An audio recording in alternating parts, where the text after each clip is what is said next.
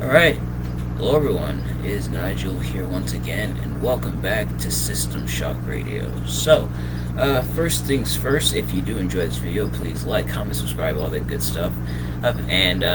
Today's episode, it is episode 70, which is crazy and insane to think about that we're already at 70 episodes. Big shout out to you guys. Shout out to everyone who's liked these videos, who's left a comment, who's subscribed to the YouTube channel, who's been sharing the videos and everything, who's been supporting me throughout this whole journey. I love and appreciate each and every one of you in ways that not even words can express, and I can't wait to see where we go from here. But also, I am a bit late. Hey, I know this was supposed to come out on Sunday, but between Saturday, the graduation party, which is why Tales from Labyrinth and the crime analysis have been delayed, and then I wasn't feeling well on Sunday, unfortunately, so we had to push it back, and yesterday I had to work and everything, so was kind of tired from that. But we are here, and we are going to be talking about first episode 70. I decided we're going to talk about what's going on in WWE right now, mainly because this stuff is too big for just like what I do normally for my topics, where it's just talk about it for a few minutes and then move on to the next one. I think I want to do like a whole video for this, because when it comes to WWE, throughout like the past few weeks or so, a lot has been happening.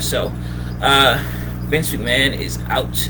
He officially stepped down. He retired and everything, not just as CEO of WWE, that's just as like chairman of WWE, but also as like head booker and everything, as head of creative. So he is like out, and obviously we know the real reason why he's retiring is because of the allegations going around and everything. But nevertheless, while Vince McMahon has stepped out, Triple H, Stephanie McMahon, and Nick Khan have stepped up. So Triple H is now head. Triple H and Nick Khan, I think, are both head of creatives for Raw, SmackDown, NXT, NXT UK, etc., etc. And so far, they've definitely been making moves and shockwaves in WWE as of late, or specifically Triple H. I think Triple H is the main one in charge of creative, if I'm not mistaken. If I am, please correct me in the comments. But Triple H is the main one in charge of creative, and it's definitely being felt, not just with SummerSlam, but also with Raw and everything, which I actually saw Raw. Now, because my graduation party was on Saturday, I caught bits and pieces of SummerSlam. I watched like the main event in its entirety, but a lot of other matches I couldn't really watch as much because I was busy with the party and everything. From what I heard, it was a really solid SummerSlam though, which is fantastic. That's a great first start for Triple H and for this seemingly new era of WWE. It feels like we're definitely going into a new era between this and between WWE going back to TV 14 and everything. It definitely feels like we're in a new era. There's definitely a changing of the guard. Things are beginning to change around here, and you can tell things are really changing because they didn't have to tell us that things were changing.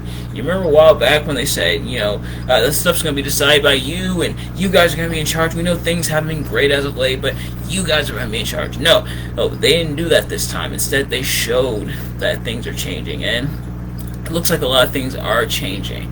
And we had some NXT call-ups, Dakota Kai and Io Sky, aka formerly known as Io Shirai, which is fantastic because Dakota was like gone. She got released a few months ago, and then Io Sky was like on her way out. But it looks like Triple H has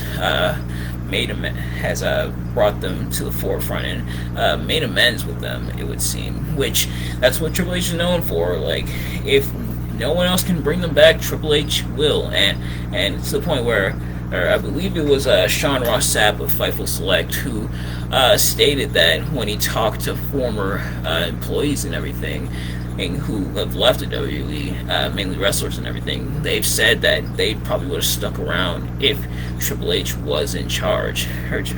But now that he is, we're starting to see some changes, and he's also worked on bringing back Sasha Banks and Naomi, and they're actually apparently on their way back, which is fantastic.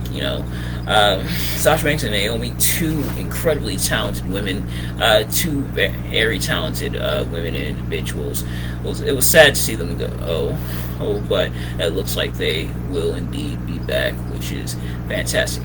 If no one else can do it, Triple H can definitely do it, which is something we've seen a lot. So, I want to ask and answer the question: what can we sort of expect now that Triple H is in charge? What is WWE going to look like? Is it going to improve?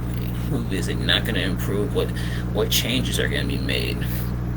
To answer this question, let's take a look at what he did for NXT. Now, this is where Triple H really proved himself as in terms of creative and everything. Where he took NXT from this crappy hokey game show type thing, and then brought it up, made it matter, made it mean something. It truly felt like not just developmental, but then a third brand that competed, and even in some cases, in many cases actually, outshine the main roster. There's some things that we had to take note of for Triple H that we could apply to his time on the forefront in the main roster now that he's in charge of creative. For starters, he knows exactly who he wants to put front and center in the big important stuff. So the main event stuff. So it mainly consisted of guys like Johnny Gargano or Tommaso Ciampa or Sami Zayn, Shinsuke Nakamura, Aleister Black, Adam Cole, and really the entire Undisputed Era, to be honest. There was Keith Lee, Samoa Joe.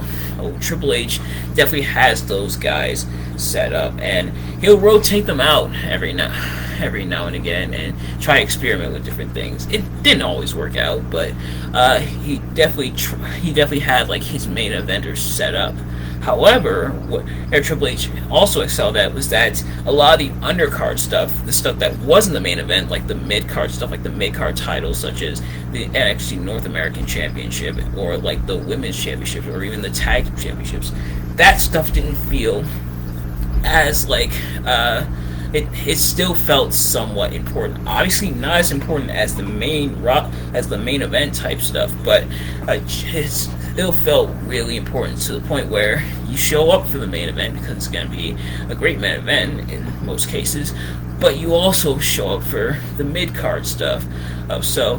And he usually gave a lot of guys and girls, he usually gave a lot of the wrestlers something to do. So whether it's some kind of storyline or a championship reign or a feud or stuff like that, they gave him something to do, which is really good, because if you just focus on the main event and leave the other stuff undone, then things become one-sided, and people are just gonna tune out the undercard stuff because they're just looking forward to the main event, and nothing else feels important. There's no real reason to watch, and this is one of the problems that the main roster had, is that a lot of the mid-card stuff just feels kind of and the mid-card titles have been booked really badly.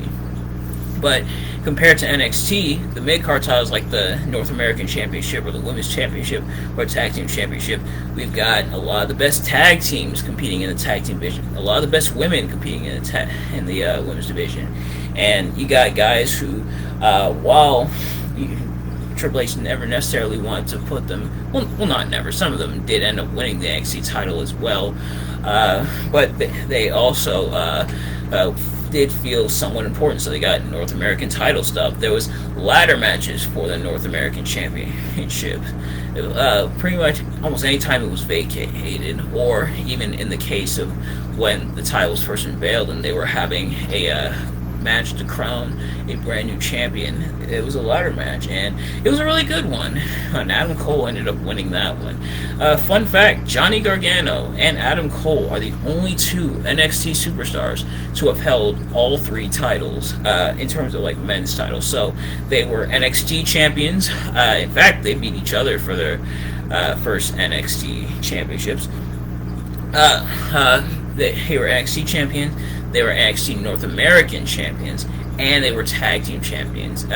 Johnny Gargano obviously won it with Tommaso Ciampa as part of DIY, and Adam Cole was champion under the Freebird rule with the Undisputed Era. So once Bobby Fish got injured and Roderick Strong joined the Undisputed Era, which, to be honest, I feel like Roderick Strong was going to join the Undisputed Era anyway, but Bobby Fish getting injured pretty much sped things up.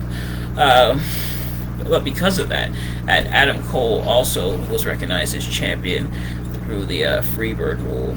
Well, after Roderick Strong turned on Pete Dunne and cost them the match, Kyle and Adam ended up winning the tag titles, while retaining the tag titles through the continuous reign. So Adam Cole was champion by default, which is nice, and it makes sense because, stable and everything.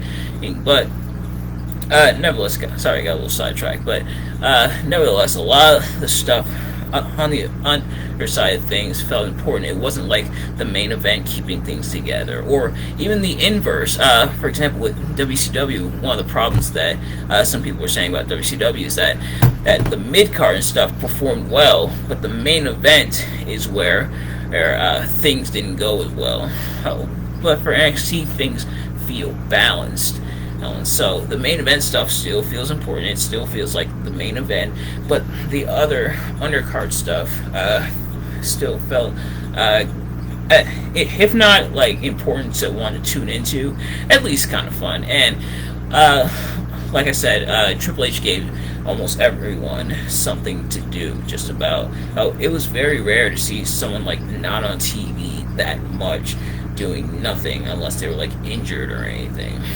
So I felt like there was always something happening, and stuff was feeling important and everything, which is fantastic, because just working on the main event alone isn't going to save you, because you still got a whole other card to fill up. These pay-per-views are like 2-3 hours long. You still got a whole card to stack with matches and everything, and what are you going to do to fill out the rest of that time? So, seeing that stuff, there's a chance that Triple H could translate that over to Raw and SmackDown on the main roster. And we already got kind of a taste of that on Raw, as I mentioned. For example, we got 2 triple threat matches. And then the 2 winners of the 2 triple threats faced off and for the number 1 contendership for the U.S. title. And they had a promo package showing the history of the U.S. title, making the title feel important again. It's been a little while, but the title feels kind of important again. And Tommaso Ciampa, or just Ciampa now, won, so he'll face Bobby Lashley for the U.S. title next week on Raw. Stuff like that. And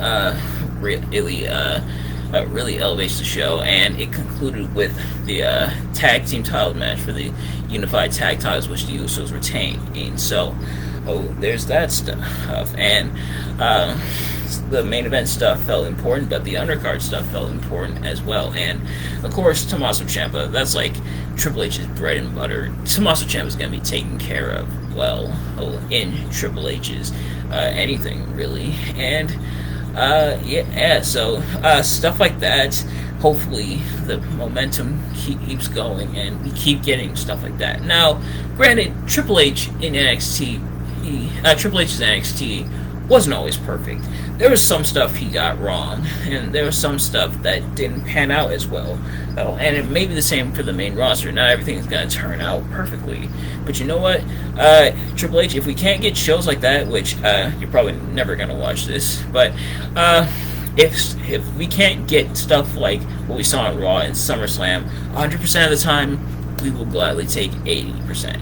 But okay, but yeah, that's really about it. I just wanted to talk about the change and everything, and how we may see things change for Triple H's visions of both the main roster and NXT. It looks like NXT is going to keep the 2.0 stuff and it's still going to remain the same, which I pretty much expected, and I imagined he was just going to continue to work with what was already established for 2.0 and everything. So I want to see him keep going. I want to see how things continue from here. But that is about it. Thank you all so much for watching. Let me know in the comments below not only what you thought of this video, but how do you think things are going to turn out now that Triple H is in charge of creative. So, and as always, of course, if this is your first time watching System Shock Radio, well, thank you for watching, and I hope you enjoyed it. However, if you're a returning viewer, I thank you for tuning in and once again and allowing me to grace your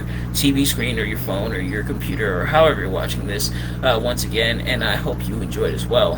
Tales from the Labyrinth coming later on either later on tonight or likely tomorrow. I'm also going to do the Spyro retrospective tomorrow, and Thursday will be the Bernie Madoff Prime analysis video. So stay tuned for those. Thank you all so much for watching, and I will see you guys later. Peace.